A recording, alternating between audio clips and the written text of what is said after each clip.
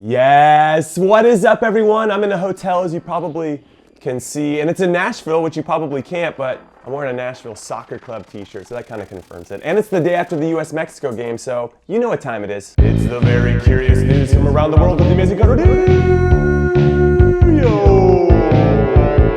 Very curious news, Adam. Number one, we did it. We beat Mexico 1-0, and it felt great. Almost like that one time when you know what, for the first time ever, don't roll the clip because I want this to be about our new generation and not about me for once. But you know the US-Mexico game that I'm talking about. It was a good one. However, I gotta mention a few things about these 90 minutes. One, it was only after Mexico got a red card in the 65th minute did the US finally play with the right attitude, and by that I mean playing with purpose. They were moving the ball around with confidence, they were playing forward, they were running at the defenders in 1v1 situations in the attacking third, and they were just trying to make things happen overall, which makes me happy first and foremost, but secondly, it makes me wonder why as a team we have to wait for a red card for that to happen, and ultimately what this says about our tactics and player selection to start the game, because we need to be able to do this in 11v11 situations. Furthermore, and that is such a formal word, furthermore everyone. Well, before the red card, if the US had a goal kick, for example, we would spread our two center backs out wide, then drop in our defensive midfielder in the middle, which would then force Mexico's two strikers to make decisions on how to cover these three options that the goalkeeper could play to. Are you following me? With my hand gestures? I hope so. But the two Mexican strikers would usually let the ball go into the middle to our defensive midfielder, Will Trapp, who would then get it in turn with some time on the ball. However, Mexico would only allow the next pass to go out wide to one of our outside backs that had pushed up, usually around the midfield line. And once that pass was made, Mexico would heavily pressure that ball, forcing the outside back to make a decision with usually only one touch. Sometimes they had two, but usually only one, which would then force our outside back, if he wanted to have some meaningful possession and keep it, right? He would play it into one of our other supporting midfielders in the middle of the field. And then based on Mexico's organized pressure, we would always play it backwards and we would never go anywhere. And it was so frustrating to watch, mainly because it didn't seem like we were prepared for it, and then once it was clear about what they were doing, we couldn't solve the problem. So this is more of a rule of thumb thing, but I don't care what team you play on or what position you play or if you coach or whatever. If your outside back is under pressure and has no other option to keep possession other than to play it in the middle, then once that player gets the ball from the outside back in the middle,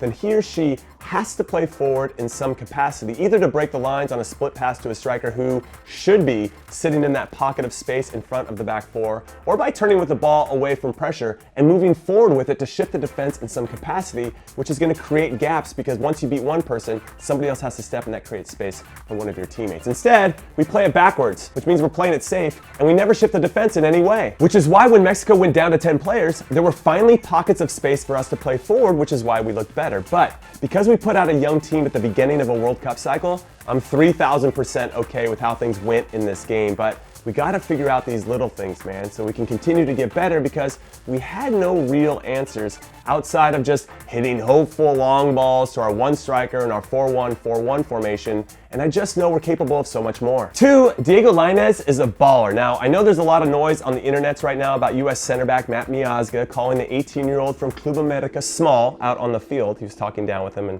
putting his hand up like this. And as much as I appreciate a little trash talk against our biggest rival, I think doing those actions once was enough. But Miazga kept going and he ducked down to show again that the other guy was small. And he waved to the player that got a red card later in the game. And I fear that this is going to come back and bite Miazga in the culo at some point, especially with Lainez, because I don't care how small he is, he can play, which means the odds are at some point in this rivalry, Lainez is going to do Miazga dirty, which will make my national team suffer. And then we're never gonna hear the end of it, which will then make all of us Americans regret when he called him small. Three, and finally, I think I found my true calling.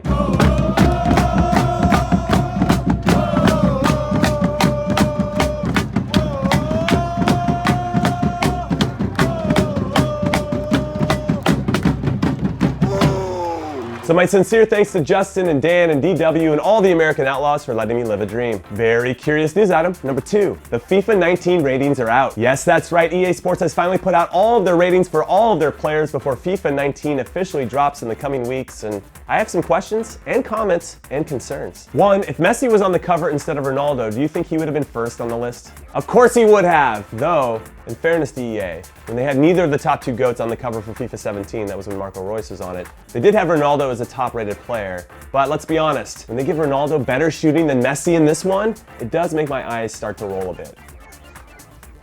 Is that how you do it?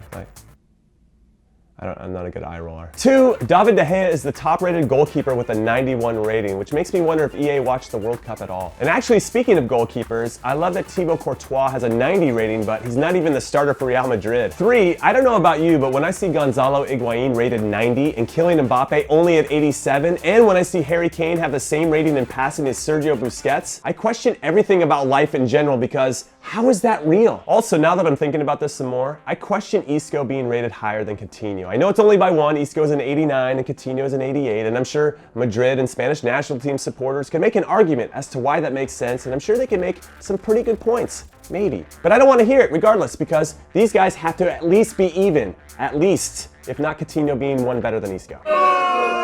4, from what I've heard from all my friends on the inside, sadly not this JC, but the other JC, Johan Cruyff, is the best icon in the game, so I really look forward to using him in my team. 5, I love Eden Hazard's game. I think he's a terrific player, but is he 3 rating points or whatever you want to call it better than Mohamed Salah? And same with Luis Suarez, who's also 3 rating points better than Mohamed Salah, who also has the same passing as Messi. What? Come on! Now, I love me some Suarez, but Salah needs to be higher up this list. That's all I wanted to say. And, you know, actually, these ratings are getting me a little upset. I'm a little fired up right now, especially the one when EA made me slower than I really was back in the day when I was in the game. I'm still bitter about that. Very curious news, Adam. Number 3, the international break is over, which means we can finally turn our attention back to the club scene, so be on the lookout for previews and predictions tomorrow. Also, let me know your thoughts on US-Mexico if you got to watch it, and of course the FIFA 19 ratings. I think they were a little crazy. All right, I gotta go catch a flight. Later.